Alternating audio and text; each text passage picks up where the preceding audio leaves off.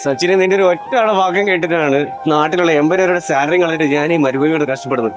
എടാ ഇപ്പൊ ഈ ചായ മേടിക്കണ കേട്ടില്ല, എനിക്ക് 2 പ്രാവശ്യം ആലോചിക്കണം. ഷായി, ഈ കാണുന്ന ആൾക്കാരൊക്കെ ഉണ്ടല്ലോ, ഇവരൊന്നും ഇന്നലെ വന്നിട്ടേ ഇന്ന് കോടീശ്വരന്മാരാവെന്ന് വിചാരിച്ചിട്ട് വന്നവരല്ല. ഈ 1500-നും 2000-നും ഇപ്പോഴും ഇവർ വർക്ക് ചെയ്യണത് ഇന്നല്ലെങ്കിൽ നാളെ അവർക്ക് നല്ലൊരു നിലയിലെത്താൻ പറ്റുന്നുള്ളതുകൊണ്ടാണ്. അത് അവരെത്തന്നെ ചെയ്യും. എടാ അതൊക്കെ ശരിയാണ്. എടാ നീ എന്നാണ് അവസാനം കുബൂസും തൈരും മാത്രം കഴിച്ചിട്ടുള്ളത്? എടാ കഴിഞ്ഞ ഒരുപാട് നാളായിട്ട് ഞാൻ അതാണ് കഴിച്ചുകൊണ്ടിരിക്കുന്നത്. ഈ കോട്ടും സൂട്ട് കണ്ടാണ് നീ എന്നെ വിലയിരുന്ന് നോക്കുന്നത്. എടാ ഇതെല്ലാം എന്റെ ജോലിന്റെ ഒരു ഭാഗമാണ്. പിന്നെ റിയൽ എസ്റ്റേറ്റ് അതേപോലെ ബിസിനസ് ഒക്കെ അത്രയ്ക്ക് ഈസി ആയിട്ടുള്ള പരിപാടിയാണെങ്കിൽ എല്ലാവർക്കും അതിലോട്ട് ഇറങ്ങിയ പോരെ. എന്റെ ഒരു അനുഭവത്തിൽ നിന്ന് ഞാൻ പറയാം, നിനക്ക് 1 രൂപ പോലും ഇല്ലാണ്ട് നീ ജീവിക്കാൻ നീ പഠിച്ചിട്ടുണ്ടെങ്കിൽ നിനക്ക് പറഞ്ഞിട്ടുള്ളതാണ് ബിസിനസ്. അതിന് എന്റെ എല്ലാ സഹായവും നിനക്ക് ഉണ്ടാവും ചെയ്യും. ഇനി അതല്ല നിനക്ക് പറ്റില്ല തോന്നുന്നു, എല്ലാം കെട്ടിപ്പൊട്ടി നാട്ടിലോട്ട് പോ. ആർക്കെങ്കിലും വേണ്ടി നീ വർക്ക് ചെയ്ത് ജീവിച്ച് നീ മരിക്കും. ഇനി എന്ത് ചെയ്യണം എന്നുള്ളത് എന്റെ തീരുമാനം.